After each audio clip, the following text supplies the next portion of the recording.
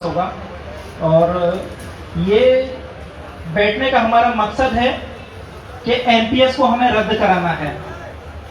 सबसे पहले तो हमें ये जानना होगा कि एनपीएस है क्या और एनपीएस को हटाने की जरूरत हम लोगों को क्यों पड़ रही है, और हमारे लिए ओपीएस क्या है, ओल्ड पेंशन स्कीम, या जिसे कहें वृद्धावस्था की लाठी।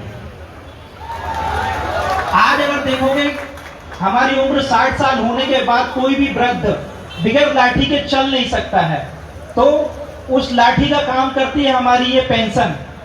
जब तक उस वृद्ध के हाथ में पेंशन नहीं होगी तो वो चल नहीं पाएगा। मैं या आप सब हमारे माँ बाप की इज्जत आज हम इसलिए कर रहे हैं क्योंकि उनके पास पेंशन है।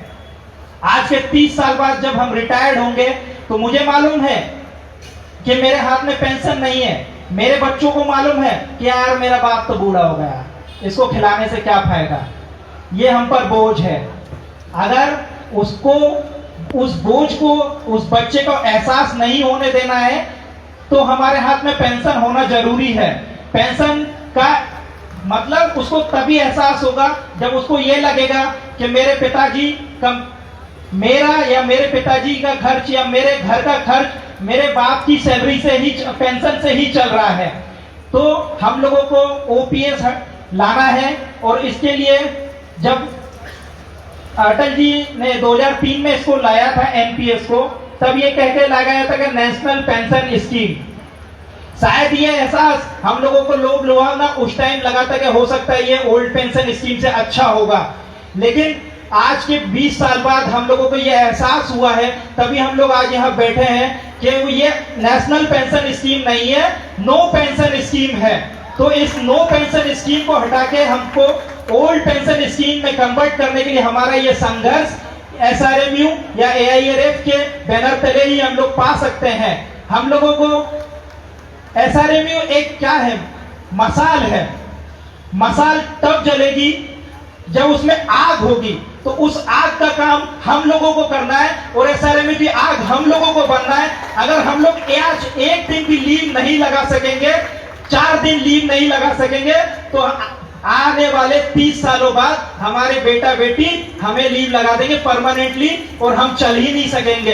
एक दिन आज भारत जो है अमेरिका के नक्शे कदम पर चल रहा है। वहां पर क्या होता है, हमारे माँ बाप बूढ़े हो जाते हैं, वृद्धावस्था खोले गए, वृद्धाश्रम काफी खोले गए हैं। यही कल्चर आज भारत में भी लागू होने वाला है, और हम लोग भी उसी वृद्धावस्था की आयु में जब जाएंगे तो उस वृद्धाश्रम के ही लायक होंगे जब तक हमारे पास ओल्ड पेंशन स्कीम नहीं होगी।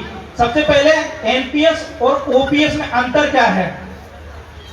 OPS old pension scheme, NPS no pension scheme ही कहेंगे। मैं एक नारा बोलूंगा, 1 2 3, आप लोगों को कहना है एनपीएस लेंगे छीन। 1 2 3, 1 2 3। इसके बाद एक और कहूंगा, 1 2 3 4, आप लोगों को कहना है एनपीएस है बेकार।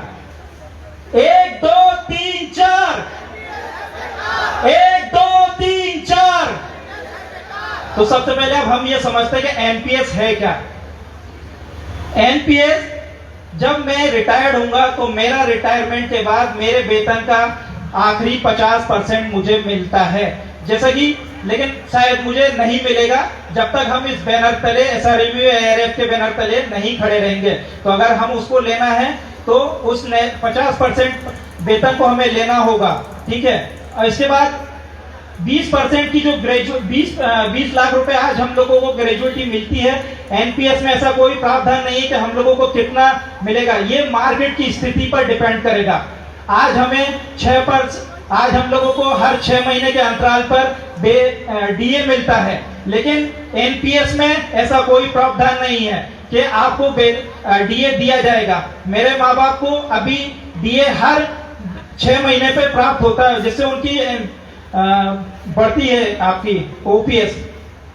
और इसी तरीके के काफी नुकसान है हमको एनपीएस में। जय हिंद।